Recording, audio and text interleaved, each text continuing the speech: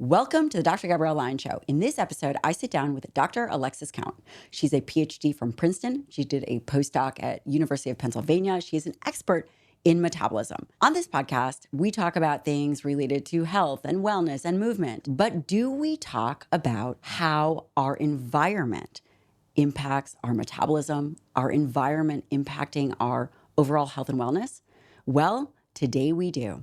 You're going to learn everything about light and the impact of light on your overall well-being. And as always, if you like this episode, please take a moment to share, subscribe.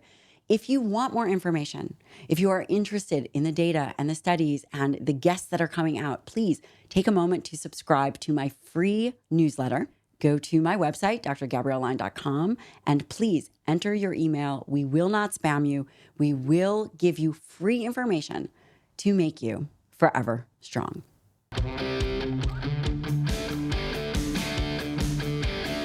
Dr. Alexis Cowan, welcome to the show. You are a repeat guest. I am. Hopefully people won't get sick of me. Well, we're going to be talking about new things today, though, so I think it'll be exciting. Yes, no one could ever get sick of you. And I just want to give people a little bit of background as to our friendship. So you and I met through Dr. Tracy Anthony and Dr. Josh Anthony, both of whom are incredible scientists and trained under Dr. Donald Lehman as well. And you and I met while you were still finishing your PhD at Princeton. Yeah. And then went on to do a postdoc at Penn. Yep. You and I collaborate on many projects. I'm so grateful. And today you are bringing us light, mitochondria, and something you called bioharmonizing. I did, yes. The term biohacking is common, but I prefer the term bioharmonizing because we're not trying to hack our biology. We're trying to find out how our biology is working and work with that instead of trying to cut corners, let's say. I love that. Yeah. And you and I are friends. We talk all the time. I asked you, what is new? What are you really interested in? And you said light and light biology. That's right. Why? And by the way, you have been a guest who's staying at our house. I find you in the morning outside, sitting on grass, seemingly very productive. This is my favorite time of day. It's the best way to start your day. Why light? Great question. So I went down the rabbit hole on light about 14 months ago after hearing a podcast with Rick Rubin and Jack Cruz, who's like a quantum biologist, light biologist, also a neurosurgeon. And Andrew Huberman was also in that conversation. It was on Rick's podcast last year. And as Jack was explaining this story and kind of unfolding it, I was just ironically, light bulbs were going off in my head. Like, I can't believe I missed this. Like, this is crucial. Because prior to that, I was really thinking a lot about the gut and the microbiome. And I was like, this is the most important thing.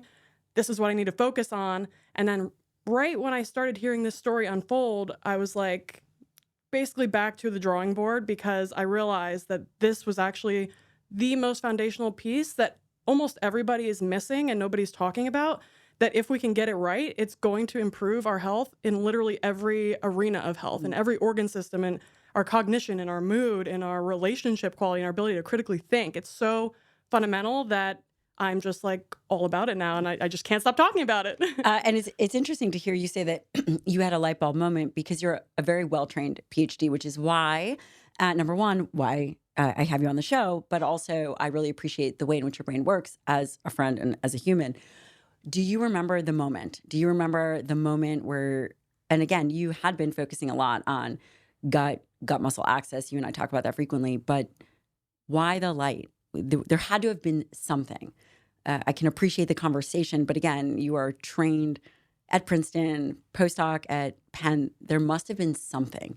Yeah. Well, circadian biology was on my radar when I was in grad school and in my postdoc, but it didn't really occur to me. I thought, it's important, but I didn't realize how important it was and how those processes interface with light until after hearing this podcast and then doing my own deep dives into the research and understanding the science behind this. And so, the biggest moment for me was probably just reflecting on the differences between the ancestral environment and the modern environment. So a lot of people will think, it's the food, we're eating a lot of processed foods.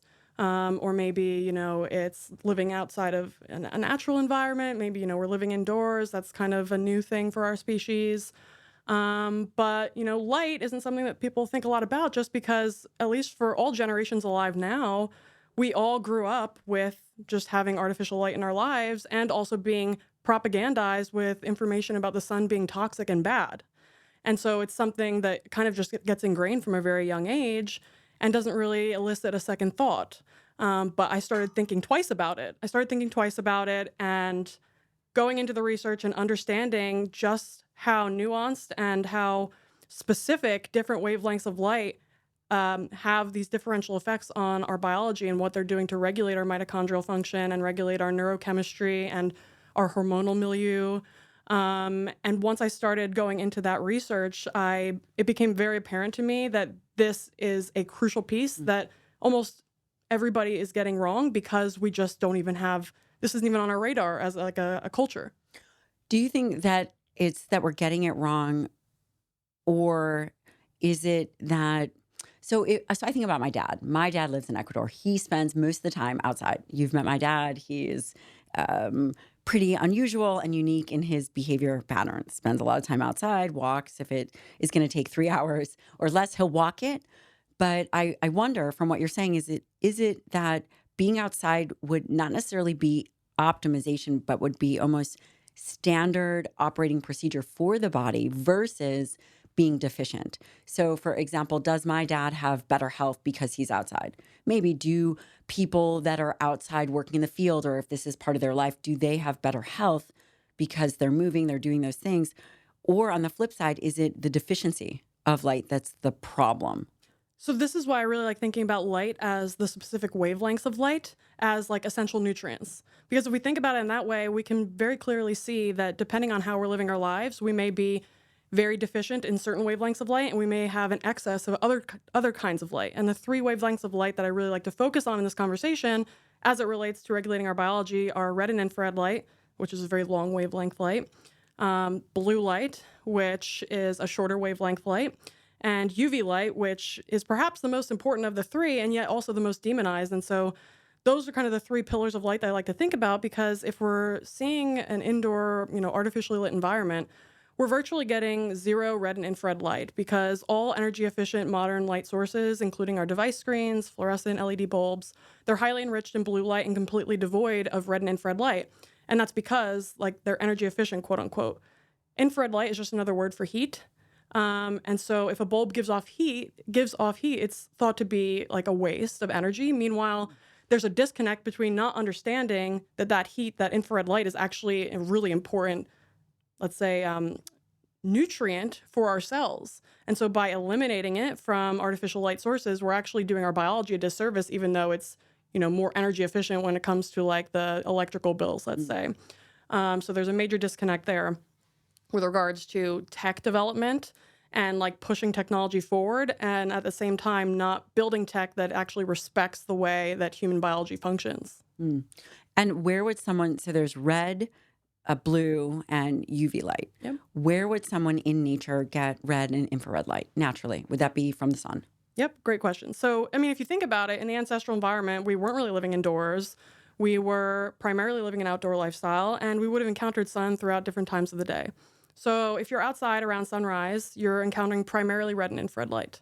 That's why it looks like a reddish hue on the horizon. It's because sunlight at the horizon has to pass through more atmosphere, and that means the shorter wavelengths of light are basically being scattered because they're not able to penetrate through the atmosphere. So the red and infrared light gets through, along with maybe some yellow, orange, etc. So then as the sun rises up towards the center of the sky, we're getting more penetrance of the short wavelength light, which includes the blue, UVA, and UVB, which maxes out around solar noon. And then as the sun settles towards the west, we're starting to, again, re-enrich that red and infrared light and kind of deplete out the blue and UV light. But importantly, though, midday sunlight is still over 50% red and infrared light. And that's actually the reason why sun feels warm on your skin. It's the infrared light that's literally vibrating your tissues to generate heat. So the sun itself isn't actually, if it doesn't interact with matter, it's not going to feel warm. It's the interaction between sunlight, the infrared light, and matter that actually generates heat through vibration. That's really interesting. How long? So there's sunrise, sunset. does the length of time, do you think that there's a natural cadence with our biology, the length of time that it takes for sun to rise? Meaning, again, I don't know this answer, that it is sunrise, red, infrared, and then eventually that light source changes. From what I'm hearing you say, the time it takes from rise, that might be 10 minutes? So it's actually a really interesting question, and also is highly dependent on the latitude at which you're living. So if you live really close to the equator, there's a very short window of time of about 15 minutes. Let's say, like as you come towards the summer months, it's pretty stable there throughout the year. But a 15-minute window where you're going to get primarily red and infrared light in the sunrise time, but then very quickly the UVA light starts penetrating. And so if you download this app called the Circadian app, you can look at the UVA and UVB rise for your latitude. And so it will tell you. So this time of year in New Jersey, where I'm living, and I'm just visiting here in Houston, 24 north latitude. I'm coming from about 40 north latitude. How does she know that? What's it called? The Circadian app? We got to try that. Circadian Matt, app. we got to try that. The Circadian app. We're on it. Okay. Yep. So in New Jersey, if I look at my app, sunrise is around 6:30, let's say. By 7 o'clock, UVA is already starting to enter into the wavelengths of light that are present there. UVB doesn't come up until roughly 45 minutes to an hour later, because UVA is slightly longer wavelength than UVB. So it's able to penetrate more efficiently earlier in the day. And it's actually really interesting because we have specific photoreceptors on our surfaces, on our eyes, on our skin, and actually deeper in our body too, which we can get into. What about muscle? So actually, that's a good question. I'm not sure if these receptors are present on muscle. We'll have to look into it. But there's 3 receptors, maybe 4 that we could get into. One's called melanopsin. It's a blue light detector. It's present on the skin, it's present on the cornea, and it's also present in the retina. And its job is essentially to relay information about the blue light in your environment to the master clock in your brain, the suprachiasmatic nucleus, or the SCN, which is the master circadian clock. And so blue light is the primary input that's regulating our body's interpretation of what time of day it is. So, if you think about this in the context of the modern environment, it can become abundantly clear why being under artificial lights at inappropriate times of day is detrimental, because we're putting in the signal that it's the middle of the day, roughly, because blue light is highest around solar noon, even if it's, the evening time and we're just working, out of sync with natural light rhythms because we're, productive modern humans. One would argue, though, that maybe that would make us more productive. Well, so it does increase alertness and awakeness. But the problem with that is that when your body is out of sync with nature's rhythms, now, it's kind of, I think that is dysregulated, maybe? Yeah, it's highly dysregulated. And I think, our bodies, as it relates to nature, as like a part of nature, we're not separate from it, although our frontal lobes make us think that we are, that we're somehow above it. When we extract ourselves from nature, I think we see the consequences of that in the modern day with just the incredible rise in chronic diseases. And we can also see, and as we'll explore with the different wavelengths of light and how they're interacting with our biology to, let's say, stave off some of these diseases, including diabetes, obesity, including high blood pressure and cardiovascular disease, including depression and mental health problems, and multiple types of cancers as well, all through just optimizing the light environment. And so we can unpack some mechanisms of that. But just to circle back to the photoreceptors really quick, so we talked about melanopsin. We also have neuropsin. So neuropsin is a UVA light detector that's present on the skin and the eyes, the cornea. And so in that morning light, you're outside, you're getting your red and infrared light. That red and infrared light is actually penetrating into your body. It can penetrate multiple centimeters into the body, and it directly stimulates mitochondrial function. It interacts with cytochrome C oxidase, which is complex 4 of the electron transport chain, directly stimulating ATP production and improving mitochondrial function. So the way that I kind of think about this is that we don't need receptors for long wavelength light because it's able to just penetrate in. But with the short wavelength light, the UV and the blue, it's not able to penetrate very deeply. And so we need receptors on our surface in order to actually relay that information to, deeper parts of our systems. And that's UVA light that's able to penetrate directly. No, so red and infrared can penetrate directly. UVA is interacting with neuropsin, which is a light detector on our surfaces. So we have the melanopsin, we have neuropsin. We also have one called encephalopsin, which is another blue light sensor. It's also called panopsin. So we have a couple, different ways for our bodies to sense short wavelength light in our environment, which, as Jack Kruse says, like, does nature make mistakes? If we have receptors for these wavelengths of light, clearly they're really important for regulating some aspect of our bodies, and it's our job to figure out what it's doing. And there is an abundance of research that actually is unpacking this. And I'm guessing that you would say spend as much time as you can outside. So, yes. Maybe not. Good. Well, I would say as much time as you can. That doesn't mean you have to be in direct sun the whole time. So depending on your skin type, some people have more or less melanin, is kind of dictating where your ancestors came from, right? So for me, like, I'm mixed. My dad's side is Black. My mom's side is Scandinavian. So my mitochondrial genes, my maternal genes, are from Scandinavia. So I'm used to getting essentially, mitochondrially speaking, cold in the winter and then better quality sun in the summer, versus somebody who has maternal mitochondrial genes from more equatorial regions will be more accustomed to getting high quality sun year round. And that's why they also is associated with more darker skin, because you have to be able to assimilate that light so that it's not actually damaging your skin. And so that's really the purpose of melanin, is to help absorb that, especially short wavelength light, so that it's not creating DNA damage and other things. But even pale skinned Fitzpatrick type 1 skin individuals can make melanin. It is a human birthright, but there's a lot of things that we're doing as a species in the modern day that's going to block melanin production, which is problematic if we're trying to, prevent sunburn and skin cancers, as an example. Actually, you mentioned something earlier about outdoor workers and, like, whether or not they're more healthy. There's actually really cool research showing that if you're an outdoor worker, you're less prone to developing melanoma than indoor workers. And I think we should at some point talk about melanoma, because I think there's a lot of propaganda around it. Yeah. And is it, I definitely want to come back to that, because Yes. I'm curious, are they just more diligent? Are they staying more covered up? Could that be the reason that they're more resistant as opposed to just overall exposure? Yeah. So, I mean, one really important aspect for melanoma that we need to just address head on is that low vitamin D status is highly associated with melanoma. Now, vitamin D, we didn't supplement with vitamin D in our ancestry, in antiquity.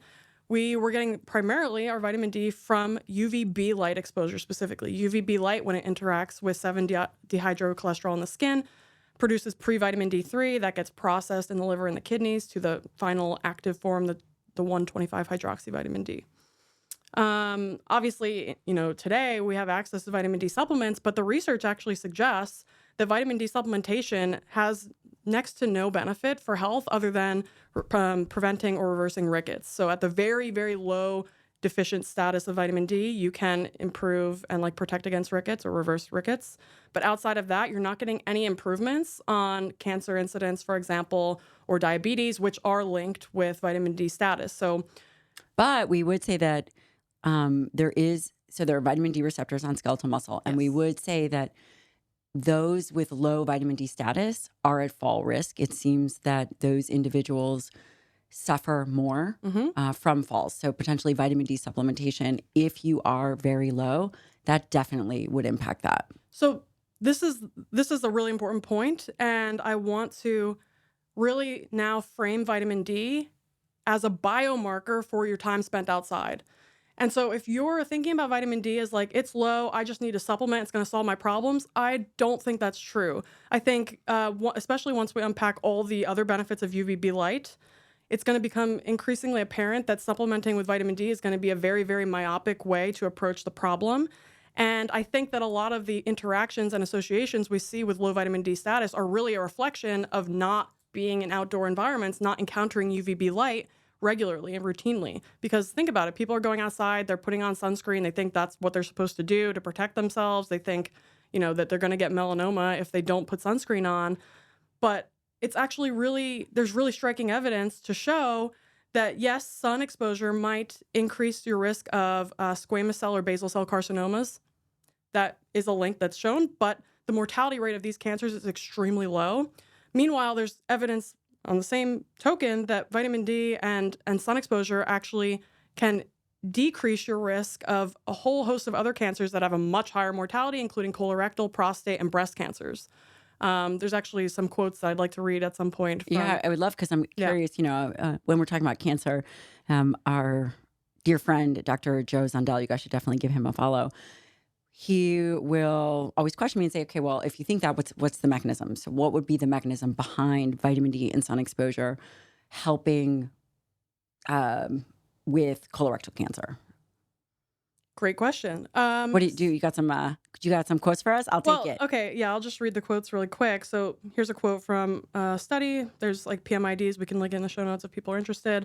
So it says studies in the past decade indicate that insufficient sun exposure may be responsible for 340,000 deaths in the US and 480,000 deaths in Europe per year, and an increased incidence of breast cancer, colorectal cancer, hypertension, cardiovascular disease, metabolic syndrome, multiple sclerosis, Alzheimer's disease, autism, asthma, type 1 diabetes, and myopia. I actually thought all those things were due to red meat. Oh, I know, right? That's what Okay. you would be led to think in this culture, right? We also have another quote here. Frequent regular sun exposure acts to cause cancers that have a 0.3% death rate with 2,000 U.S. fatalities per year. This is the SCC and the BCC skin cancers I mentioned. And acts to prevent cancers that have death rates from 20 to 65% with 138,000 U.S. fatalities per year. That's the breast, colon, and blood cancers primarily. And my understanding is the reason that you're pointing this out is because we've been told a lot to stay out of the sun. We do spend a ton of time indoors. I'm curious as to what the numbers are. And potentially that is doing us a tremendous amount of harm. And so then we are told to go outside, put sunscreen in. And I can appreciate what you're saying from that perspective that we are not getting enough sunlight. But it's more complicated than that, isn't it? Well, so I would really, as it relates to mechanisms of like cancer and sun exposure, I'd like to unpack another part of the story. Maybe briefly to wrap up the vitamin D side of the story. When UVB light hits your skin, it's not only that pre-vitamin D that's made. There's also over a dozen other vitamin D-like molecules that are made in response to UVB light.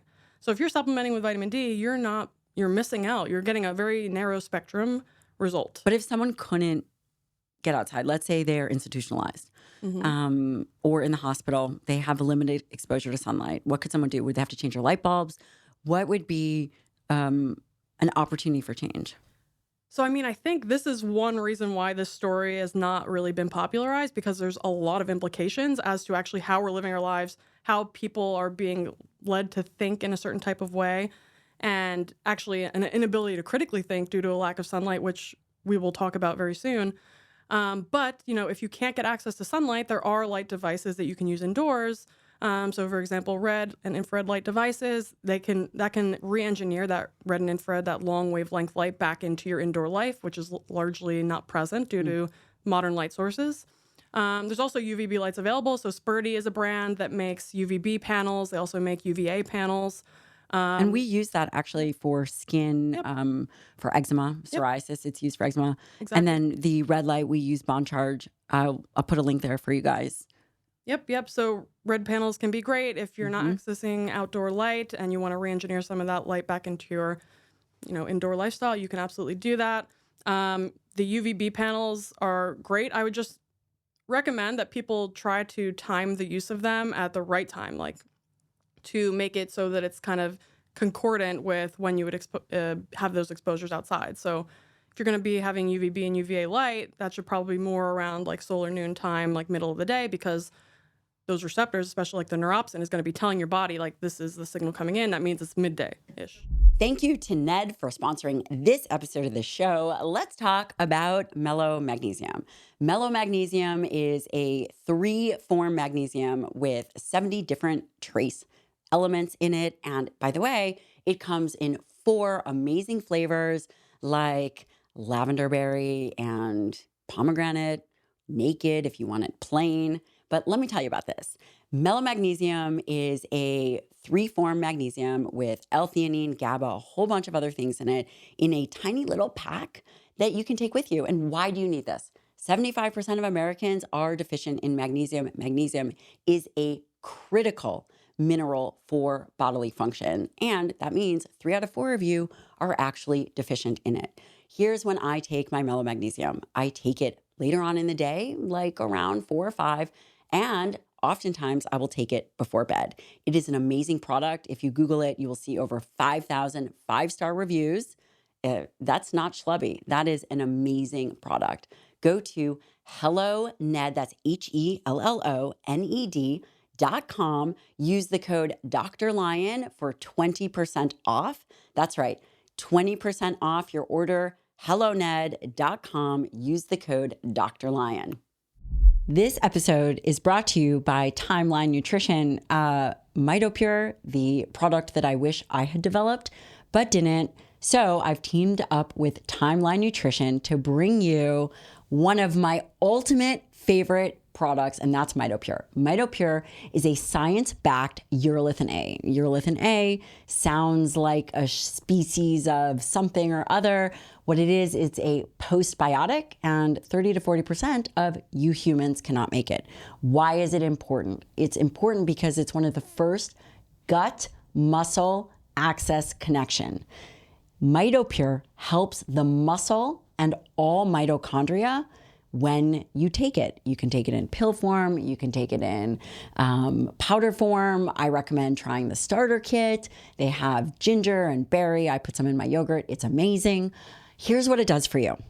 It will improve potentially your energy, your strength, your endurance. Again, MitoPure helps with mitochondria, hence the name MitoPure.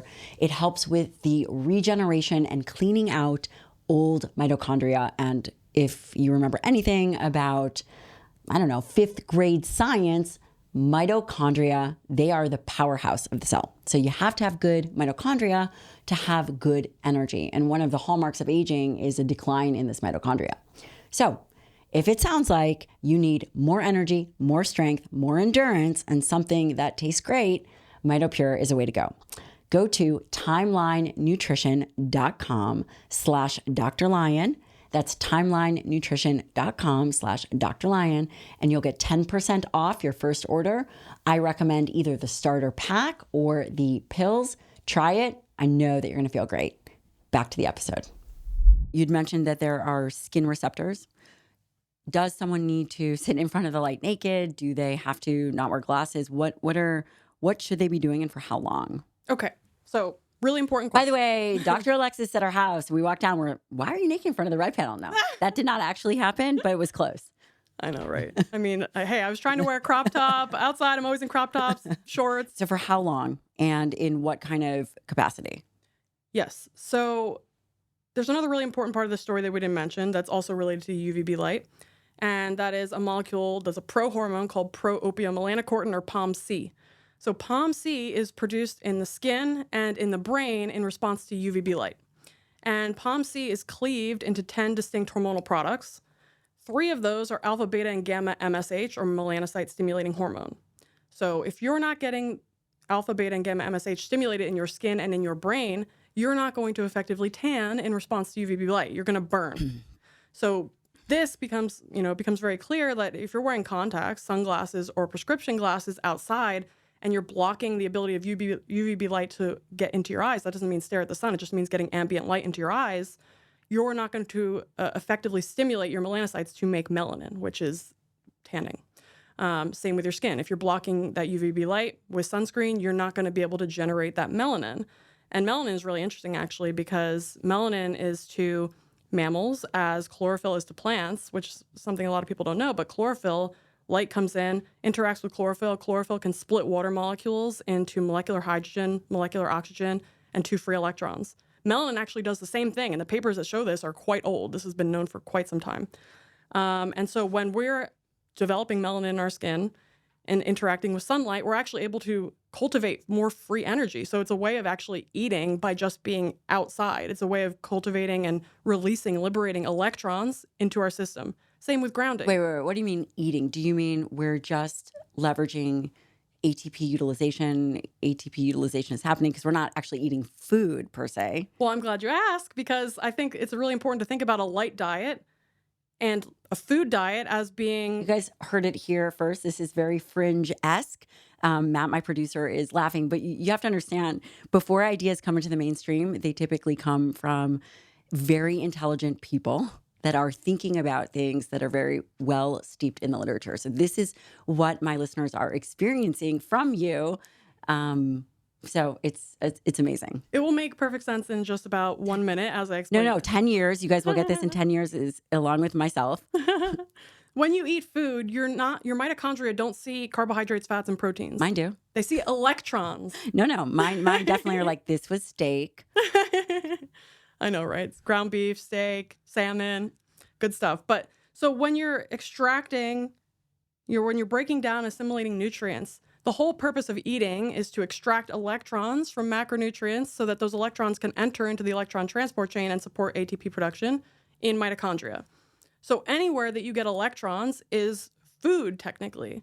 So you can get free electrons from eating. So by extracting those electrons from food, that's powering your mitochondria, ATP production.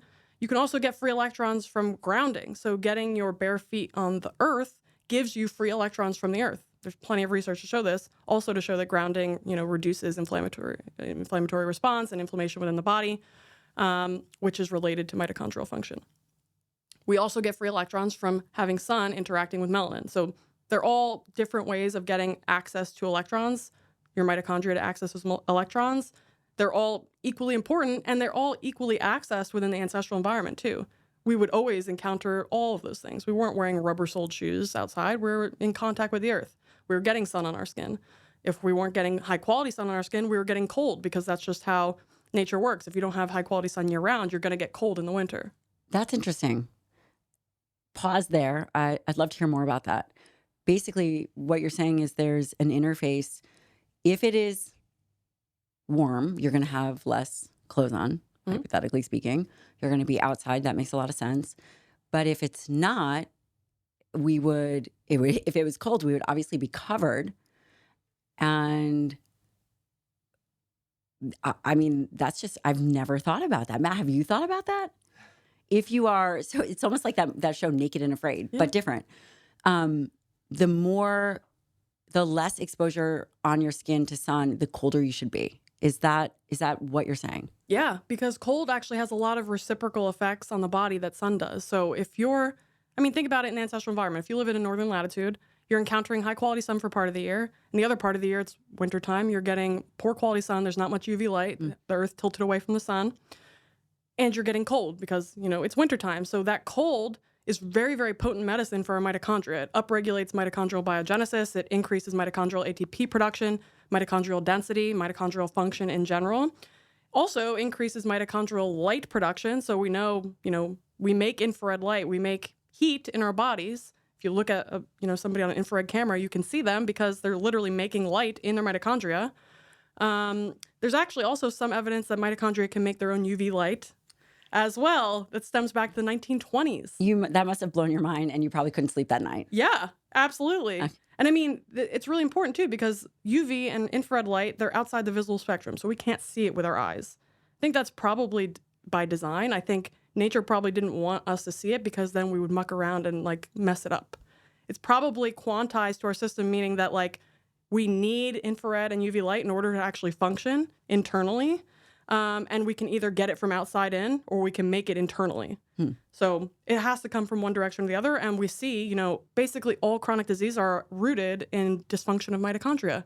And I think that's honestly rooted at a failure to produce light that's actually regulating so many of the biological functions in our tissues and our cells. And you would say that if they weren't able to get light, they have to spend a lot of time being cold. Yeah, exactly. This does really bring up major challenges for living in an environment that is going to support what I'm hearing you say, mitochondria. And I'm sure that there are other lifestyle factors that one could layer on, like exercise, aerobic exercise, resistance training. Why did you care about the mitochondria, kind of the connection between light and mitochondria? Yeah, I mean, mitochondria is something I've thought a lot about for a long time. My PhD was in Rabinowitz's lab at Princeton, a very metabolically centered lab. And obviously, for you guys listening, so I know these answers to the questions that I'm asking about her, but I want you all to get a perspective of where her training comes from. Rabinowitz is a world-renowned PhD and researcher.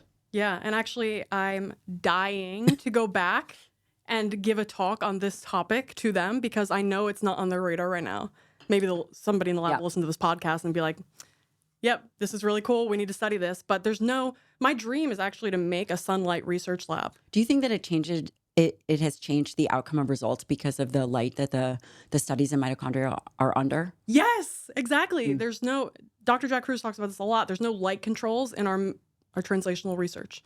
So on one hand, that is kind of consistent with the modern environment because everybody's under blue light, artificial light all the time. That makes me feel better. That's true. But on the other hand, we're not actually understanding how biology is working because we're looking at it in a weakened state due to artificial light being the predominant light source. And I also, as a little bit of an aside, I really think it's funny that when I was at Princeton, I was working a lot with rodents. And if you wanted to go into the mouse room at night, it was pitch black. You had to go in, you had to turn on the red lights. You could go inside. It was only red light because they know that red light is going to be far less disruptive to circadian biology and to, how that mouse's biology is happening. And then, I do whatever I have to do in the mouse room at night, red light, and I go back to my lab that's blasted with fluorescent lights. And we're just totally not putting the pieces together that on one hand, we understand the role of light in, regulating the mouse physiology, metabolism, and we're being sure to not disrupt that. And that's because, in all fairness, they're nocturnal creatures. It's not because of that. So, I mean, they're on different light cycles. So, yes, they're nocturnal, but as diurnal mammals, we require light to regulate our physiology. They're sleeping during the day. They still have a requirement for light exposure, but at nighttime, they become active, and they know that it's time to become active when the light goes away. We know how to become active when the light comes out. But if we're never in sufficiently bright light, so also if you look at indoor lighting, it's very, very dim compared to the power of the sun. And bright light is also important for stimulating alertness, cognition, focus. And then, of course, the blue light component, the UV light component that comes out midday, is also serving to stimulate those circadian pathways to tell your body it's the middle of the day. So, if you're getting artificial light in your eyes during middle of the day, it's not the end of the world because you're supposed to be getting some of that blue stimulus. Though I would argue that it's problematic because the blue light that's coming from these, lamps, let's say, or whatever lights you're exposed to is devoid of red and infrared light. And we talked about the power of red and infrared light to support mitochondria. Blue light actually has the opposite effect on cytochrome C oxidase. It actually inhibits cytochrome C oxidase on our surfaces, our eyes, proximal brain regions, and our skin. So if we're encountering blue light in the absence of red and infrared light, we're actually going to be harming our mitochondria because we're not encountering that balancing force of the long wavelength red light. My question is, these lights all exist together. Red light, infrared light, blue light, and there's a third light, UV light. Mm-hmm. We are supposed to have them together, and they are just going to be in different ratios. Yes. And that is the way in which we were designed to experience light. Now we've come into a very unnatural environment, whereas the ratios are different, the amount, if any, especially now, because how often are people even outside? Yeah. And what you're saying is these situations have significant impact on our overall health. And what we've heard you say so far is everything and anything related to mitochondria. I would love for you to teach us all the wavelengths that we should be looking at if we had to design a life around modern living. Yes, we want to be outside as much as possible, but what are the wavelengths that we're looking for? What are the things that we're going to do? I use a red light easily 3 times a week. Actually, probably more. We were sitting here working. We're working on again, we have a few projects coming up. We were sitting here working and being exposed to the red light. I'm not sure if that's going to balance these overhead blue lights. So I would love for you to take us through that. Yeah, so depending on the time of day, I will preface this by saying, if you can get outside, that is the best solution. For how long? So for okay, let me also contextualize this. It would depend on your health status. If you're very sick, you need to kind of go all out because your biology is very dysregulated at that point. If you have cancer, if you have diabetes, if you're very, very sick, you have autoimmunity, you want to kind of go gung-ho. But if you're well and you just want to stay that way, you could get away with maybe 15 minutes rising with the sun, trying to see the sun rise, because then you're getting that red infrared. And then you're also getting the rise of UVA, which stimulates that neuropsin. It kind of turns your circadian biology on. Not to the full extent, because the blue light needs to come up as well. So you're getting some blue and UV that's rising as the sun rises. That's going to help turn your brain on, turn your bodily functions on. There's over 3,000 genes regulated in a circadian fashion. Is that also in the acute, immediate? Yeah, I would say so. I mean, the acute immediate is primarily like an endocrine story, but there are knock-on effects, of course, to the regulation of gene expression as well. And actually, that reminds me to circle back to POMC at some point if you want to bring us back there. There's many other important things we need to talk about there as it relates to obesity and also cognition. We have to talk about light and body composition. Yes, so that's going to come into that story. Wonderful. Okay. Yes. So if you're, trying to re-engineer light into your life in a more circadian fashion, you want to get red in the morning, then you can add some UVA. You can get UVA bulbs for your room. UVA light is actually extremely important. It's a major liberator of nitric oxide it forms in your skin and then it can actually diffuse into your blood vessels. So nitric oxide is what's required for regulation of blood pressure. It's required for vasodilation, for reaching of blood vessels into tissues to deliver nutrients and oxygen. And one of the major problems with modern living is we're not really getting UVA light. If we're living indoors, we're not getting it. And so we're going to have higher blood pressure. We're going to have issues with hypoxia too, because we're not getting that proper perfusion into the tissues. So obviously there's other things that impact that as well. Like arginine. You guys need to get enough dietary protein so you can make NO2. Arginine, nasal breathing. It's a big one.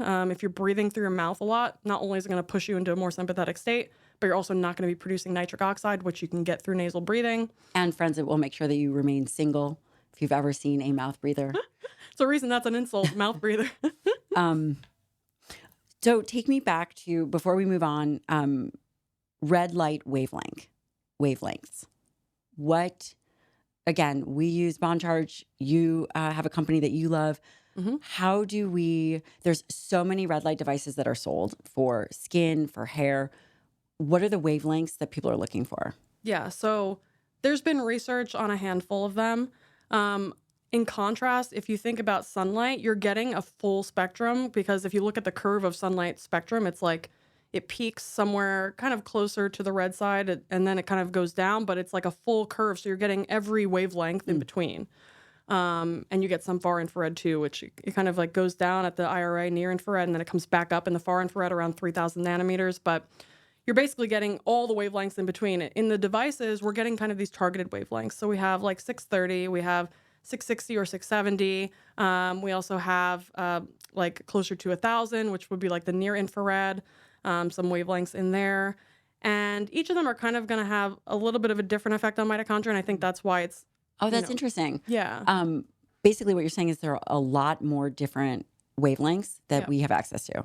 Oh, yeah. So it would almost be the equivalent of taking vitamin D, but there are so many different forms or, metabolites. Yep. Is that, am I understanding that right? Yeah. I actually posted a meme on my Instagram a couple of weeks ago that was like, I don't know if you've seen like the very intricately drawn horse butt part, and then it goes to like definitely not seen a stick figure head of a horse, and that's like the vitamin D supplement, and the beautifully drawn other side of the horse is like the sunlight exposure. But basically it's like a facsimile kind of. Got it. It's not going to be a perfect representation, but there was research, of course, conducted to understand like, okay, which wavelengths of light are interacting the most with cytochrome C oxidase, for example. So 670 nanometer light's a really good one. 630 is also good. Those are like in the deep red part of the spectrum. And actually there was a paper that came out, I believe in January, that showed that if you get about 15 minutes of this deep red light exposure, 45 minutes before a meal, well, they did an oral glucose tolerance test, but you could kind of translate that to like a carbohydrate-rich meal, that your total glucose spike over, the course of processing that carbohydrate input was about 30% less. So that's just showing the power of when you support your mitochondria, you're going to be able to clear those nutrients from your system better because you're going to have higher flux state, or higher clearance rate of those nutrients within mitochondria.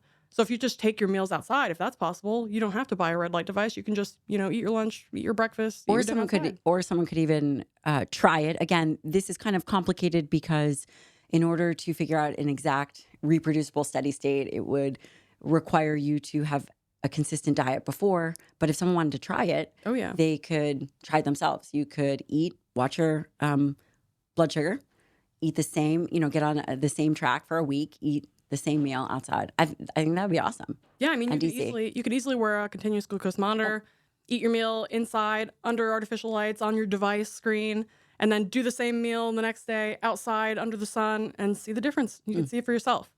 I personally have done that, and I know it works for me. And there's research now showing that it also works for other people too. So I would encourage people to try it themselves too. An individual who can't get outside can use artificial, quote, red light if they need it, near infrared.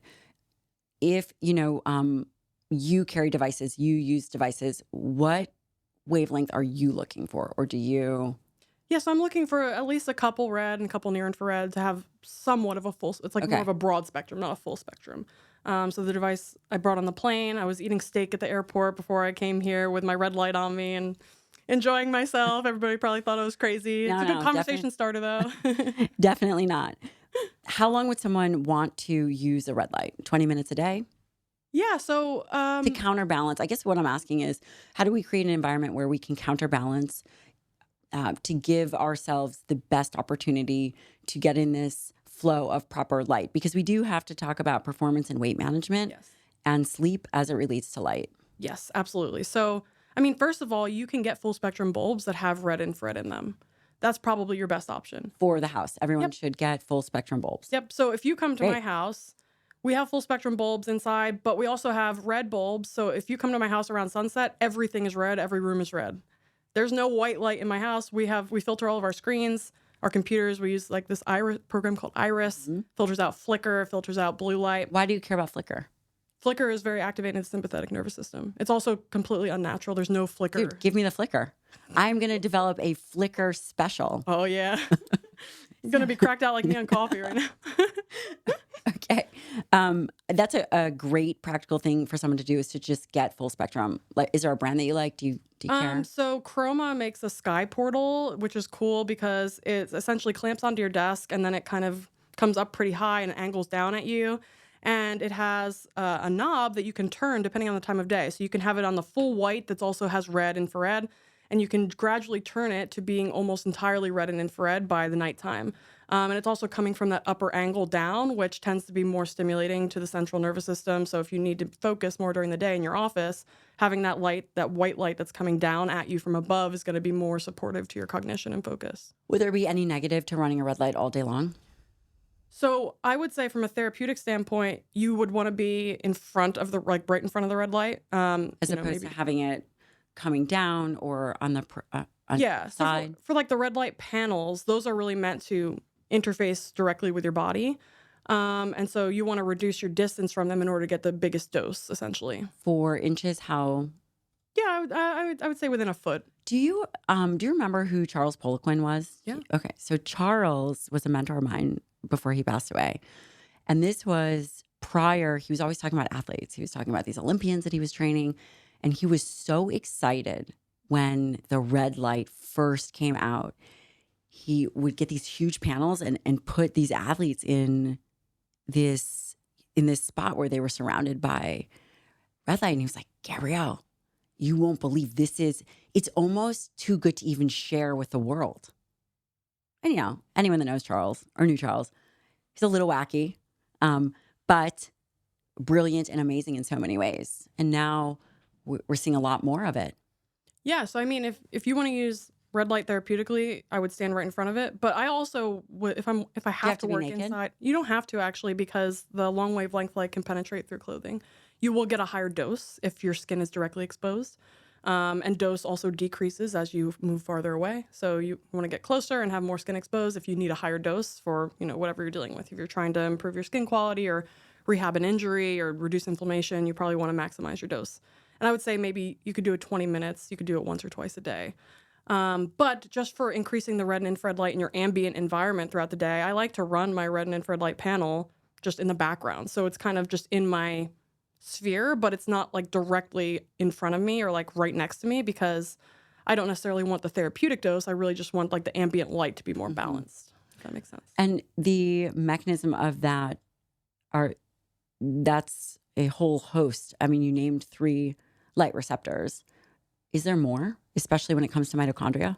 Yeah, I mean, I'm sure there is. I think this field is in its infancy in a lot of ways. Okay. So I think hopefully this conversation stimulates some bright minds out there to want to look into these things Hmm. more.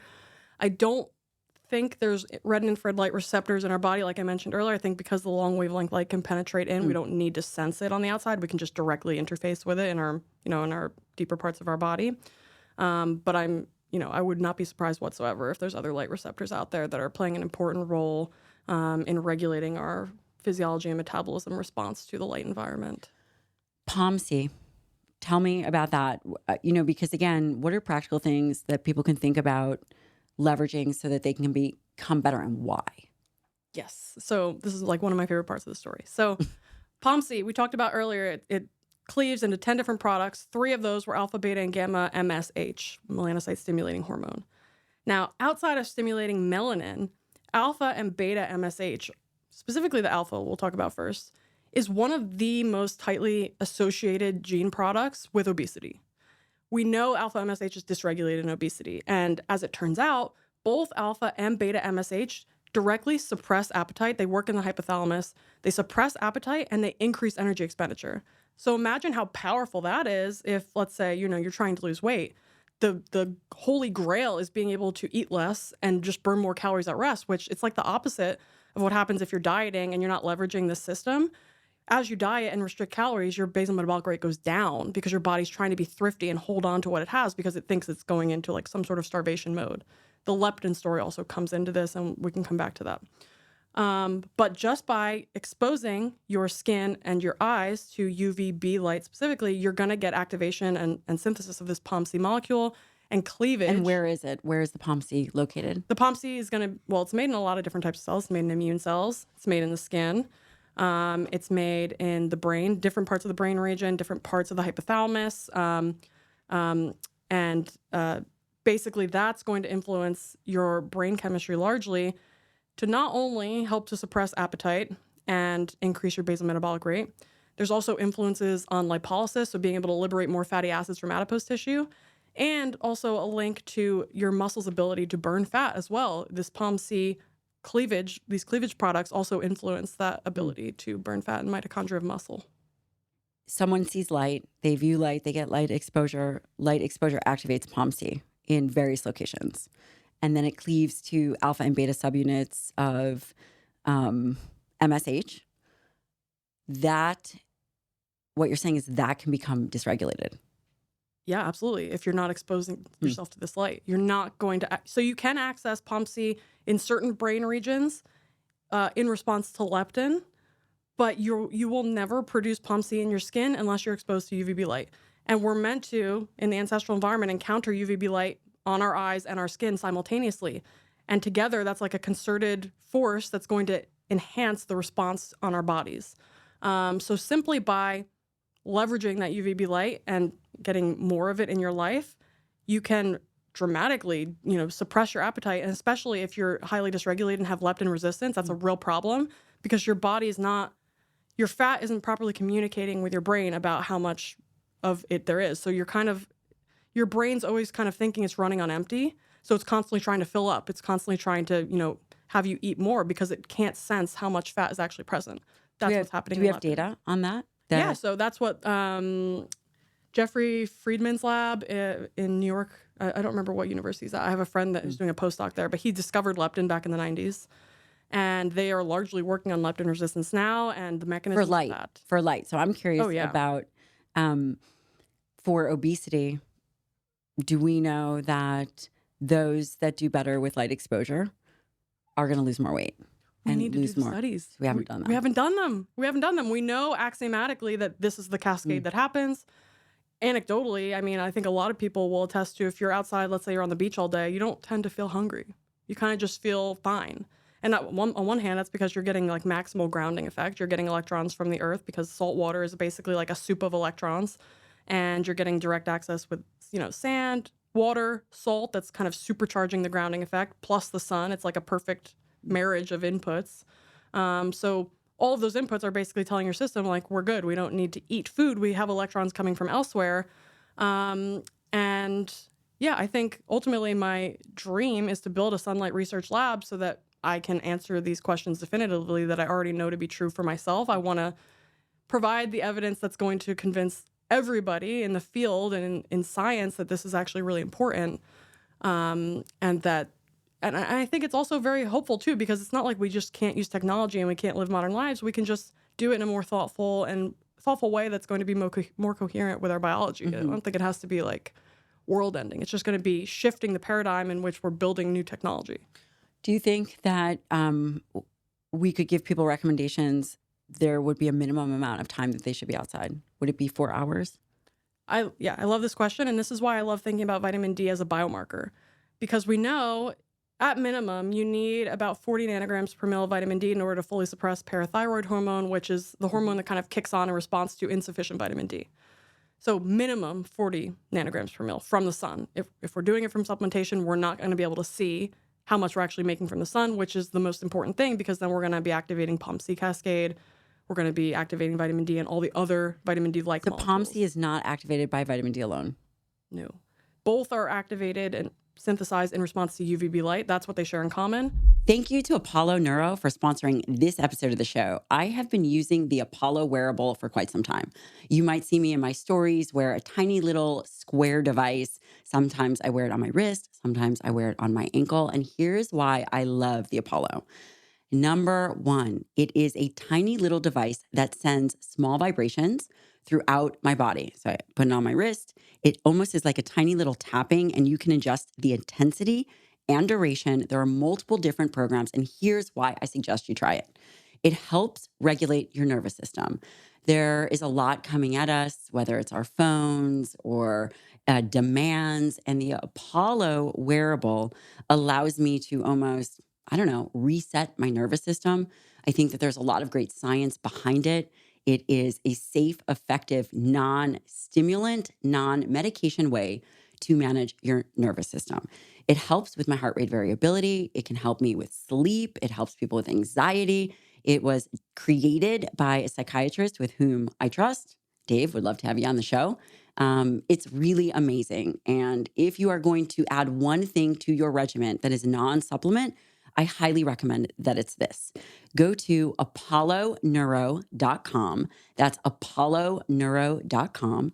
Use the code Dr. Lyon for 15% off. That's Dr. Lyon for 15% off. Now back to the show.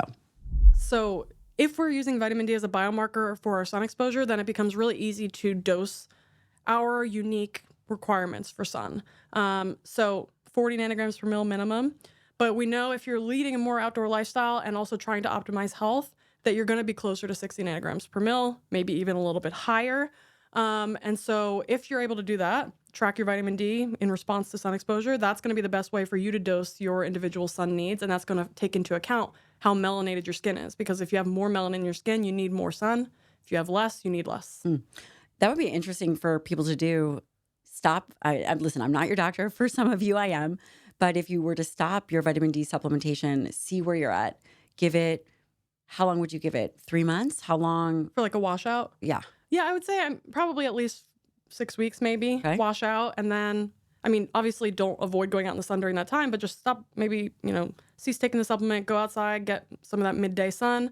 We'll talk about strategies to prevent sunburning too, because it's really important in order to like fully harness UVB light without the drawbacks. And then, track your vitamin D, maybe check it again 3 months later after you've been in the sun. The summer's coming up and you're going to have access to high quality sun. Do we know how fast it changes? Vitamin D? Yeah. I don't know, actually. It's going to somewhat depend on probably polymorphisms in the genes that are responsible for making the enzymes in the kidneys and the liver that actually make that conversion. I know some individuals also, if maybe your kidney function or liver function is impaired in some way, your body's not going to prioritize that conversion. Also, nutrient deficiencies and things like boron and magnesium also affect that conversion efficiency. So there will be some variability. What we do know is that when UVB light hits your skin, that conversion to 7-dehydrocholesterol, assuming that that's present in the skin, I think there's some evidence to suggest that if you're living in like a city environment, you have a lot of non-native EMFs in your environment, that could prevent that conversion. What's a non-native EMF? So natural EMFs would be like sunlight, like the Schumann resonance, which is like the magnetic field of the earth, 7.83 hertz.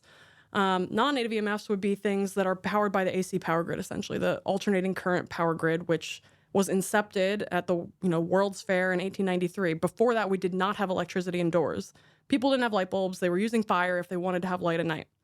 But 1893, everything changed. Within 10, 15 years, the power grid was up and going, and people were increasing their productivity. They were working at times that they never worked before.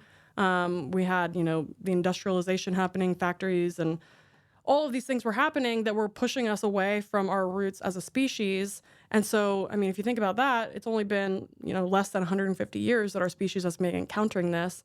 And the AC power grid, it runs on an alternating current, which is not congruent with the kind of power that our bodies use. Our bodies use a DC power, direct current. Our mitochondria essentially are biobatteries. They make energy through separating charge. They separate protons from electrons.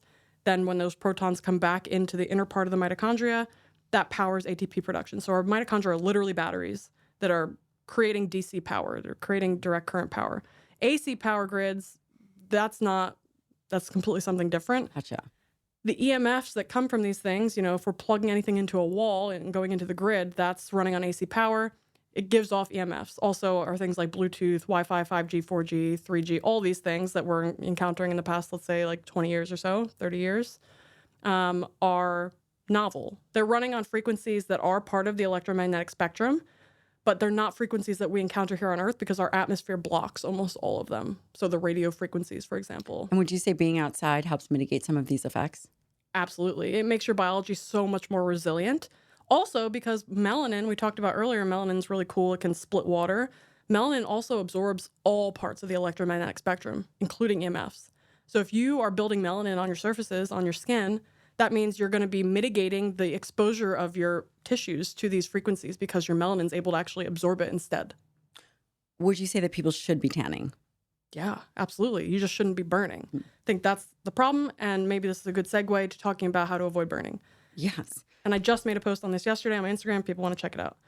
So number one would be to not wear sunglasses, because if we're not making the alpha, beta, and gamma MSH in our brains, we're not going to be effectively stimulating melanin production in our skin. So we need to expose both our skin and our eyes to sun in order to effectively tan. Wait a second. That means that if you're at the beach wearing sunglasses, you're more likely to burn than if you weren't wearing sunglasses? Yes. But what if your eyes were just closed and you were sleeping? That's fine. You can close your eyes. I mean, you're still getting penetration of light through your eyes, obviously. Through the lid. Yeah, through the lid. But not through the glasses. Well, yes, the glasses are blocking UV light, specifically some blue light. They're going to be blocking some red light as well. If your eyes are closed, you're getting red light and infrared light. Wait, but do you think that's fair to say that someone would, if they had glasses on, they would burn more? Yeah. And honestly, if you want to hear my really hot take, I think the rise... I do. I'm putting Matt. Matt is going to now sit outside with sunglasses. Let's just see if he burns. Matt, for the first time listener, is my producer. We're going to work on getting him a camera and a mic because he's just hilarious. My really hot take Yes. is that the rise in skin cancers is largely due to sunglasses, contacts, and prescription lenses being worn outside constantly. We're never exposing our eyes to UV light. What? That's my hot Okay. take. All right. Well, we can't say that that is convincingly science, but that is Dr. Alexis. Somebody needs to go study it. Eventually, I would potentially like they to. will. Potentially. No, we need you for muscle studies. I can do all the things. Okay. How does someone not burn? So don't wear glasses. And you guys probably don't stare at the sun. Don't stare directly at the sun. No. Come on, guys. No. You don't need to do that. You can get just ambient light in your eyes. No need to... It's going to harm your retina if you do that. So don't do that. Yes. Outside of that, the foods we eat influence our burning risk. Tell me more. So in the ancestral environment, we were eating a ratio of omega-3 to omega-6, let's say 6-3, of about 1-to-1 to 3-to-1 ratio of omega-6 to omega-3. The modern day intake... Tell us what that is, though. Tell us omega-6 versus omega-3. Where are we finding omega-6 versus omega-3? So omega-6 And why was that ratio like that? So largely, the omega-6 ratio, which is now 20-to-1 to omega-3, has increased because of the industrialization of food production. So we're using a lot of processed oils. We're using the corn, soy, sunflower. All of these oils are very enriched in omega-6s and kind of devoid in omega-3s. Any omega-3s that are in these oils, like let's say flax or chia seeds or something like that, is in the ALA form. It's not in the form that our bodies actually use to support function and anti-inflammation, we need the EPA, and specifically we need the DHA, which is the longest chain omega-3, in order to actually facilitate anti-inflammation and convey. Actually, one of the major roles of DHA is in the eye, and it's used to actually help penetrate light into our brains. It is a conductor of electrons, essentially. And so DHA and EPA you can only get from animal foods. You can take like an algal oil, but there's actually research to suggest that the vegan algal oil sources of these EPA and DHA omega-3s are less bioavailable because they have their double bonds at the wrong position. And that would probably go in line with the conversion of plant sources of ALA. Yeah, exactly. And well, another problem of consuming your omega-3s in ALA form is that, so let's say you're consuming only ALA, you're only going to convert about 5 to 10% of that to EPA, about 0 to 5% of that to DHA, so very low conversion rate. On top of that, the machinery that's used to convert omega-6 linoleic acid, LA, and ALA, which is alpha linoleic acid for the listener. Alpha linoleic acid is the plant form of omega-3. The same machinery is used to elongate both of them. And so if you're consuming a lot of omega-6s and not so much of omega-3s, you're going to be out-competing that machinery, and you're going to be preferentially converting the LA, the omega-6s, into the longer chains. And one of those longer chain fats is arachidonic acid, which is an inflammatory precursor that our immune system uses to essentially incite inflammation. So if we're consuming a lot of omega-6s relative to omega-3s, we're going to be more prone to an inflammatory response in general. That's also true at the level of the skin. The skin barrier can be weakened. The skin will be more prone to burning. With the consumption of an unbalanced omega-6 to 3 ratio, where in the blood work would you like to see it? Yeah, so that's like the omega quant test will tell you the ratios between them. I think that's a good way to go about checking. And I would shoot personally for a more ancestral ratio of about a 4-to-1 max. I would say that would be a good goal to have. And if you're getting your omega-3s in, I would try to get those from fatty fish or shellfish. That's going to be the most bioavailable, the most concentrated sources. Yeah. And of course, if you can't, you can supplement. I don't eat a ton of fish. I just don't really like the way it tastes. Yeah. So I end up supplementing. What about other foods that are rich in beta carotene for burning, things of that nature, or certain polyphenols? Yeah, so astaxanthin would probably be the most validated antioxidant to use to help prevent burning. Basically just helps to also absorb some of that light that melanin will also do. So I don't think that's a bad approach at all. I think that's a pretty good way to go about it. With regards to burning, I'm trying to think, actually, let me just check what my post said because I was very thorough here. So we have, okay, Dr. Jack Kruse talks about building a solar callus, which basically means you want to gradually increase your sun exposure. You don't want to just go 0 to 100. So that means midday sun, maybe start with just 10 minutes, see how your skin responds, gradually increase over time. If it's the summer months, you may want to gradually increase even more slowly, depending on how pale your skin is. But you can make melanin. Even if you're super pale, it is possible for you. It's just going to take a little bit more time to adjust. And by the way, have you ever looked into any of the peptides?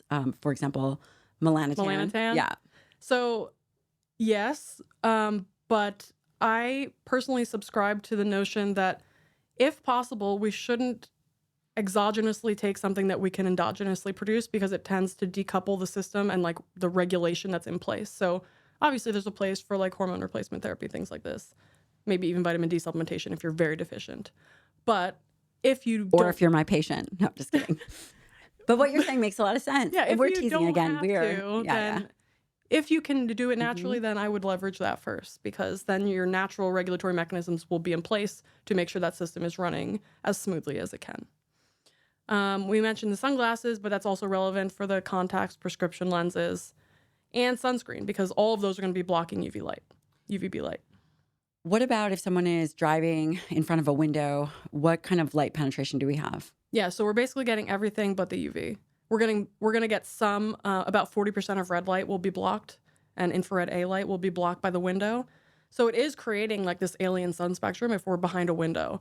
Even if you're in your home, you have good natural light. It's not actually natural light unless you open up that window because the glass itself is going to be filtering the light and making it, let's say, unnatural or alien to our biology. There is actually a type of glass that will allow UV light to penetrate through. It's called quartz glass. It's very expensive, not practical at this point, but hey, maybe this podcast will also inspire somebody to go make a glass company of quartz glass windows. I mean, not a bad idea. What about body composition in sunlight and training outside and sun's effect on skeletal muscle? You and I have talked again, my interest is in skeletal muscle, about muscle clock genes. We certainly don't have to talk about that here, but I am curious as to the interface between training outside and does that make muscle more efficient, more effective? Does it allow us to, increase power or strength? Maybe it doesn't even work on those domains. Please. Yeah, so I love this question. I also think there's just a dearth of research in this area. We need more research in this area. But having said that, just on first principles, like axiomatic presuppositions to understanding this light interaction with biology, we know red and infrared light can penetrate into the body and support mitochondria. So doesn't it just make perfect sense that if you're working out outside, you are demanding energy production from your muscles? Well, what better way to support that than actually getting red and infrared light on your skin, penetrating into your body that's going to support that muscle's energy production capabilities? I personally have noticed that doing my workouts outside, I'm virtually not sore at all. And actually, I had a gym membership that was frozen, unfroze like a month ago. I went to the gym. It's now thawed. Yes. It's thawed now. I went in, I did my normal, it wasn't anything crazy. I was like crippled for 4 days after that workout. And prior to that, I had been almost exclusively working out outside.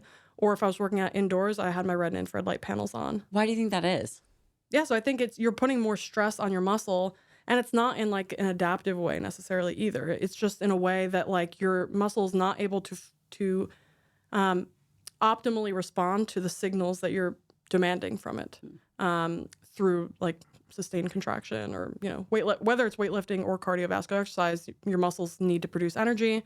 Obviously, if you're doing like very glycolytic exercise, like let's say sprints or lifting, there's less of a role for mitochondria, but there is still a role for sure, because even the most glycolytic muscle still has mitochondria. It's just not as dense as some of the more red muscles. And do you think that definitely played a role in your recovery and soreness? I personally feel that, and I think it would be an easy enough question to ask scientifically. We can easily do this. So again, something I would love to study personally. What about behaviors and timeframes of doing things? Training in the morning, training late in the afternoon. Do you believe that there's a certain time frame to do various activities? Yeah, so I would say, based on my understanding of the current state of the research and these biology interactions, that probably a more intense workout is better to do, let's say, in the late afternoon. I think if you're doing it too early in the morning, it may compound the stress response that you just naturally get when you're waking up. Obviously, for those of you who don't know, cortisol spikes in the morning, actually in accordance with bright light. So that's why it's really important to get ideally natural light into your eyes as soon as possible after waking up. It helps to optimize that cortisol response, which is actually really important for mobilizing fat and glucose so that your tissues and your brain have energy to be able to kind of turn on for the day and get you going for the day.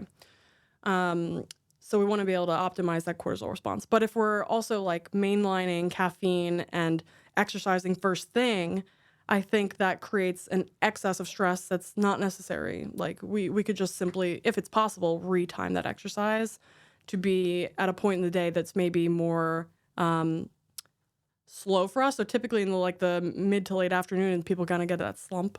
Part of that is because their light environment's not optimized and their cognition's kind of declining because maybe they ate a carb-rich lunch and they're getting a sugar crash or whatever it is. But part of that is also a natural rhythm of our biology kind of getting more quiescent during that time of day.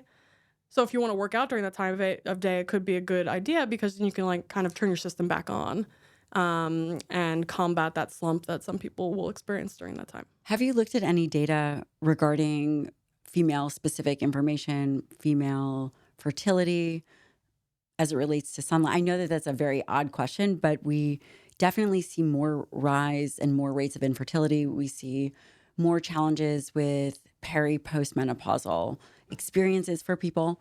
Where do you think light and some of this bioharmony plays a role regarding environment? So, something that a lot of people might not know is that leptin is actually responsible for initiating puberty in girls. So, that leptin system goes far beyond just, a thermostat for how much body fat we have. It's tightly regulated with the pituitary gland, the interaction between the hypothalamus and the pituitary gland. We know there's like the HPT and HPA axes. They're all communicating with each other. And so the leptin story is very far-reaching in its implications with regards to fertility and hormone production and regulation of hormone production. Red and infrared light are actually, they help to turn on sex hormone production. And that's also why it's really good to How? it's through the leptin melanocortin pathway. So leptin interacts with, we talked about the alpha, beta, and gamma MSH. These are involved in the melanocortin pathway as well. These interactions between leptin and the brain is also very tightly tied in with this light story. And again, I think we need more targeted research on these questions too that are frankly very easy to answer. We just haven't been asking the right questions with regards to this topic. But at the same time, there's also some research to suggest that UV light actually will turn down sex hormone production. And that's not necessarily a bad thing. It's just about a timing mechanism. Like there's certain times of day where you should be producing your sex hormones. And largely that's going to be in the morning and in the evening, which is when you would encounter sunrise and sunset light that's red and infrared dominant. And so I think those are probably the rhythms that nature kind of intended for our hormone pulses to occur. And we're not really encountering that red and infrared light in modern day, modern lifestyles. And I think we're paying the price for that in a lot of different ways. And one of them, I think, is the fertility problem. Obviously, there's things like endocrine disruptors and, we'll talk about sleep because that has major implications with the hormonal system and brain function and neurochemistry and all of these things as it relates to circadian biology. But there's lots of inputs that are affecting these phenomena, these crises of infertility and hormone disturbances. But I think light is certainly one of them.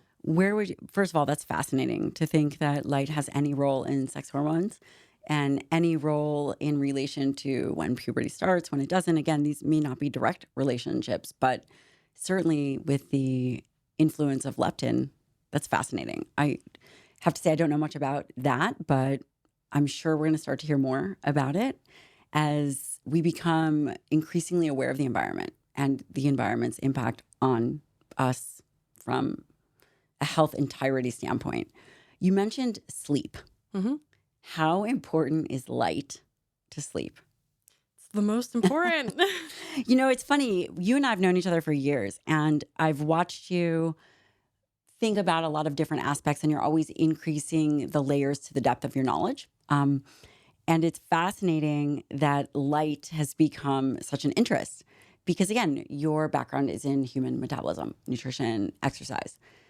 And now you're getting involved in the more external environment, which is just fascinating. It creates a much bigger picture. We all know that sleep is important. I could do a lot better job at it personally, so I'm not telling you guys to do anything that I don't do because I don't sleep much, unfortunately. How would one who wants to be able to get to sleep early, feel energized, leverage light?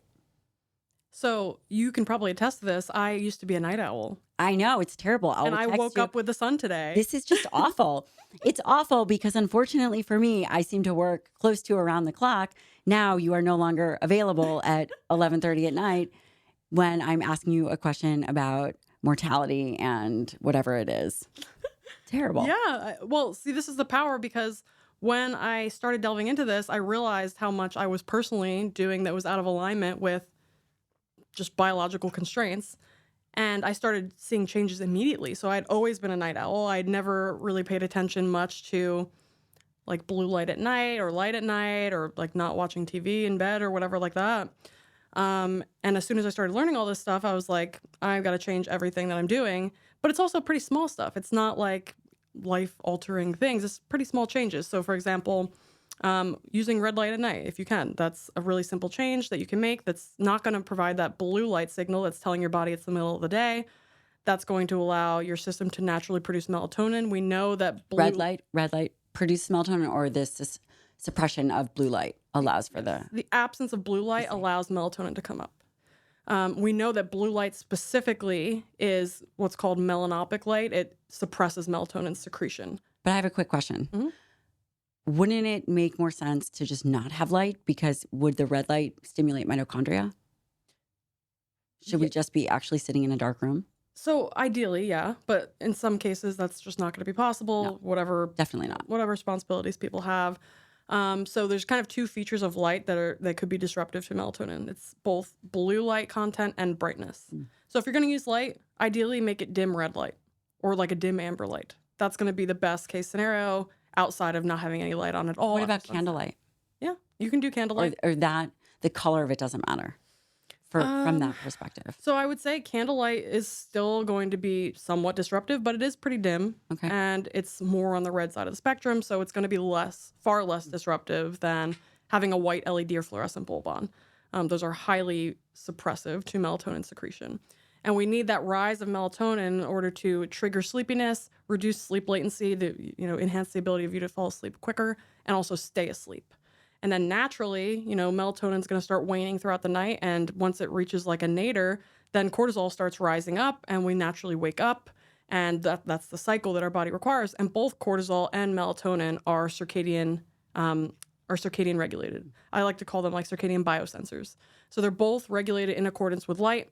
I will also mention here that light and dark are equally important for human biology. And I would argue for like mammalian biology in general. Light isn't itself the most important thing. Both light and dark are of equal importance, and we need both of them. We need bright light from the sun ideally, and darkness daily at the right times in order to have a regulated physiology. That's pretty profound. People might think, well, goodness, that makes sense. But how many of us really sleep in pitch black rooms and also wake up to the sun or brightness? Nobody. Yeah. And I mean, this is one of those things that like you don't think about until you see it. And then it's like, you can't unsee it. I agree. Why does someone have to get up and get outside? I'm just thinking from a practical standpoint, my kids, they get up and I try to get them ready for school. I should probably get them up and we should all get ready outside for school. How important is that time frame?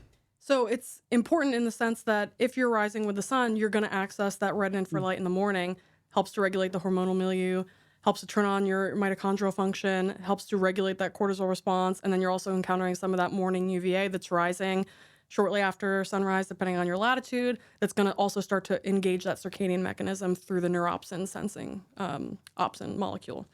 And so, yeah, if you can, what I like to say and what I personally do is like whatever I'm going to do inside, I just try to do it outside if I can. Obviously, weather permitting. But what I've done a lot in my life is like I stopped spending my money on supplements and I started spending my money on making like a beautiful outdoor environment for myself that I can just enjoy being in, have like a nice patio with an umbrella if I need to get some shade, or if it's raining, I can go under there. I'm still encountering natural light, and just making a space that's enjoyable. And that's going to be, I mean, in my opinion, money that's far better spent than on like some dubious supplements that we have no idea if it's working or not. And it's like makes some bold claims, but we know that light is so important that let's spend our money in doing what we can to optimize that light environment, and you'll see the benefits immediately, without a doubt.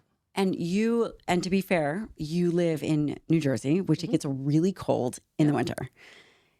How does one begin to think about balancing the light and the cold? If you are inside more, do you need more cold exposure? If so, how do we think about it? Are we thinking about cold plunge, thinking about being outside? And so frame it up for us as to what someone would do and how they can think about it. Yeah, so I would say the beautiful part about this is that you don't have to be cold all day in the winter. Your body doesn't require that much of a dose to be functioning well. So what you can do is if you're using cold water immersion, that's going to be the most effective way to actually get the adaptive responses to cold exposure, because water has what's called a very high specific heat capacity, which means it can hold a lot of heat, which means that if you're doing cold water immersion, that heat is wicked away from your body very quickly, and then you get that adaptive mitochondrial activating response and the increase of brown fat activation and beige fat production that helps to produce metabolic heat. in a shorter period of time versus going for a walk in like shorts and a t-shirt outside in the cold. You will still get a benefit, but it's like, let's say you can do 5 minutes of cold water immersion, or you can do like 45 minutes of a walk outside. It's just a much more effective and efficient way to get that cold exposure adaptive response. And how cold does it have to be? So for the metabolic benefits, the research would suggest between 50 and 55 degrees water would be optimal or ideal or sufficient, let's say, to get those metabolic adaptations. Dr. Tom Seeger, who's a professor in Arizona, he talks about for the psychological benefits that it may be good to go colder because you actually need a real challenge to kind of like develop grit. And this may be particularly true for men. I think women's physiology tends to be a bit more delicate with regards to the stressors that we experience. We tend to get a bit more dysregulated from intense stress and strain on our physiology. But I think, women can probably even benefit from this too. If it's like 1 to 3 minutes, 3 would be like a max at like 37 degrees. Like that's cold. That's like, ice bath status. And, but that's when you can really develop like more psychological resilience in response to cold. So depending on your goals, I think most people or a lot of people would just really want the metabolic benefits. So if you're leveraging the cold in that way, you can do 55-degree water and get a lot of those benefits. You may need to go for a little bit longer as you get more adapted. It depends on how robust your mitochondria are responding, how much brown fat and beige fat you have. As you become more adapted, you kind of need to increase your time spent, similar to the melanin story. As you have more melanin, you need more sun to get the benefit. Same with cold. If you have more of that adaptive response already in place, you need more cold. Have you thought much about the interface between all of them, the light and the cold, particularly, and how they work together?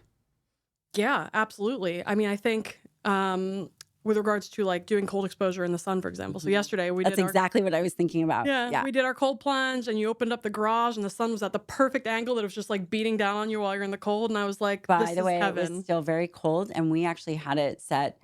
Again, we will never hear the end of winter hell week. It was set at 54 degrees, but I thought that's plenty cold. It was good. It was plenty great. cold. So what is the interplay between light and cold? I'd actually never thought about that prior to our having a discussion. Yeah, so I mean, if you think about what we talked about with regards to the infrared and red light stimulating mitochondria, we know we need to stimulate mitochondria in order to make metabolic heat. So the metabolic heat is what's happening when our mitochondria are responding to cold. And so if you're stimulating your mitochondria with red and infrared light while simultaneously getting cold, you're going to get a better, more robust response to that cold exposure. You're going to be able to tolerate, potentially longer periods of time. You're going to have a more adaptive response. It's just going to be far more supportive and like health fortifying experience versus, let's say, doing a cold plunge, being blasted with blue light, for example, which is not going to give you that same benefit. I love that. And again, that's one of the reasons that we use plunge, which Ryan, if you're listening to this, Dr. Alexis Cowan, she needs a plunge because it is my absolute favorite. But we try to plunge in natural light. It just seems to feel better. I'm also going to say data. So this is anecdotal data, my own data. It feels less stressful, quite frankly, when I'm almost outside doing it. Oh, yeah. Versus in a contained environment. Yeah. And I mean, if you think about that, in nature, we would encounter cold bodies of water in nature. I'm pretty sure nobody in nature would willingly go into a cold plunge. Or a cold. Oh, sure they river. did. Like bathing in rivers and things like this. Oh, yeah. I guess they would have to. I never thought about that. Yeah. I actually never thought about that. Yeah. I think there's even cold bodies of water near the equator, too, just, from all the flow and depending if it's coming up down from a mountain. But then think about it. Those that live in warm environments, like my dad, would never be exposed to cold water. I think there's still some cold bodies of water. If there's like, rivers or streams coming down from higher altitude, could still be on the colder side. Maybe not in the 30s, but it could be in the high 50s, let's say. I mean, we know the Pacific Ocean is like in the 50s, right? So it doesn't get very warm just due to like the way the water currents are occurring in the ocean system. So I think it's safe to say that even if you're in more equatorial regions, you still might encounter some cool water, and that would be natural to encounter in the presence of more intense sunlight as well, and that they actually synergize very nicely. Let's talk about protein, specifically First Form's natural whey protein, Formula 1. People ask me all the time what kind of protein powder I use, what kind of protein powder I recommend. Formula One makes many different kinds of protein powders, different flavors, a natural one. You pick it. It mixes amazing. It makes it extremely easy to get your protein in. And really, it's a whey protein isolate. So you're getting the majority of your calories from protein in this shake. Tastes great, super easy to travel with, great breakfast, dinner, maybe even lunch, whatever you need. It's got you covered, and it has all the amino acids necessary, will help improve body composition, muscle mass, all the things that protein does. And by the way, when do you need protein? Well, you need it every day. And that's why I love First Form's protein powder, their Formula One. Go to firstform.com/Dr. Lyon. That's firstform.com/Dr. Lyon. Have you done your blood work? If you haven't, I have a solution for you, and that is one of the sponsors of the show, Inside Tracker.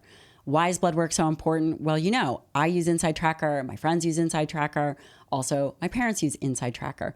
Inside Tracker makes getting blood work very easy and user-friendly. They have an amazing interface. You can check it out on your phone. You can check it out on the desktop, which, hopefully you're using a small one. Inside Tracker allows you to look at really important biomarkers like hormones, iron, thyroid, insulin. The list goes on. ApoB. It never stops. And by the way, if you are a professional and you have clients, Inside Tracker also has a pro platform. Amazing. I really feel that Inside Tracker has revolutionized healthcare. And listen, blood work can be expensive, but it doesn't have to be. Inside Tracker is offering my listeners 10% off anything in the store, anything as it relates to subscriptions, 10% off. Go to insidetracker.com, like inside tracking your body. Use the code Dr. Lyon, and do not wait. If you are due for your blood work, give this a shot. It's extremely valuable. Back to the show. So I think that that's all brilliant. And I have to ask you our 5 questions, which, by the way, they're different for everybody. Okay. And your answer has to be yes or no. Okay. And because you're talking about cold, equatorial type environments, I'm going to choose some of those questions. So, skinny dipping, yes or no? Yeah. Strength training inside, yes or no? Ooh, this is a hard one. God. I know. So normally she would say yes. A year ago, you would have said yes. I would have, absolutely. I mean, okay, I'm going to be provocative. Can't be sure. I'm going to So be Dr. provocative and say Gerard no. Giannaffrio, okay, said sure. I asked him a question and he said sure. Diet soda. No. Hell no. Hell no. Sleeping with an eye mask.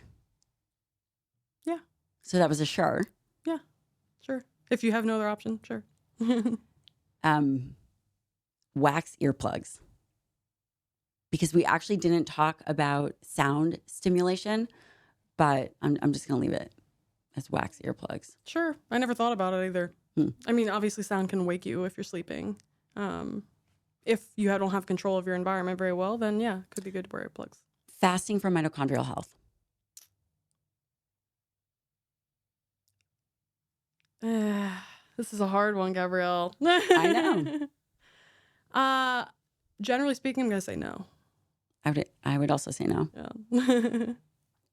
So we've been talking about POMC, beta MSH, alpha MSH. There are other downstream components, whatever you want to say, byproducts of POMC. What are they? Yeah, so among those 10 cleavage products, 3 of the other ones are alpha, beta, and gamma endorphin.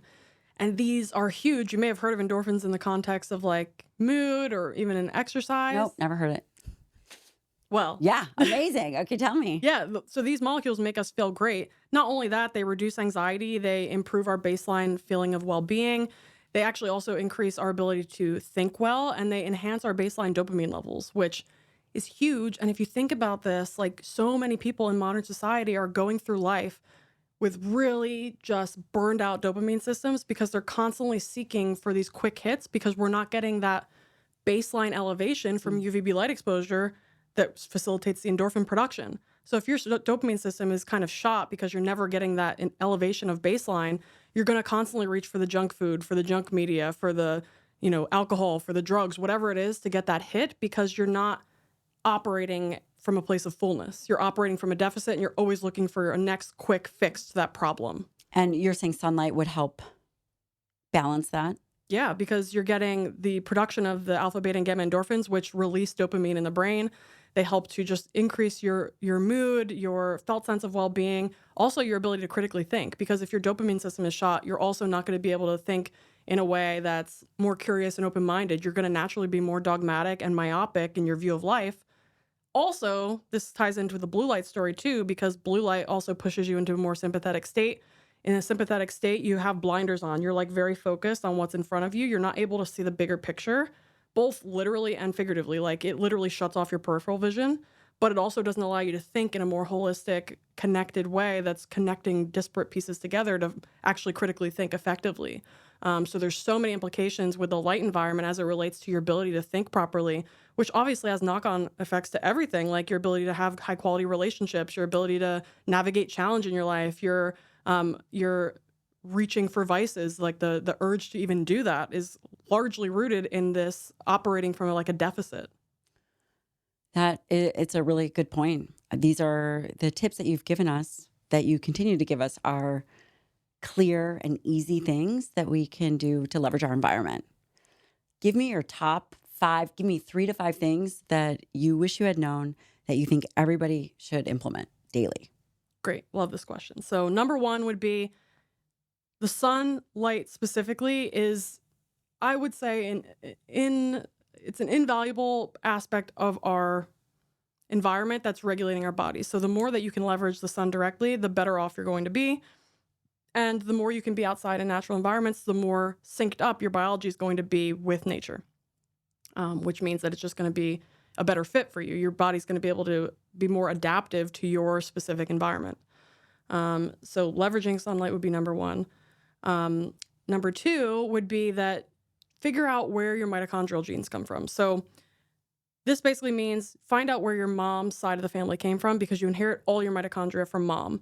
If your mom's side of the family comes from more equatorial regions, let's say they have darker skin, you don't need to do your genetic testing. You can just see their skin tone and see, whereabouts they might have come from. If they have darker skin, they probably came from equatorial regions without a doubt.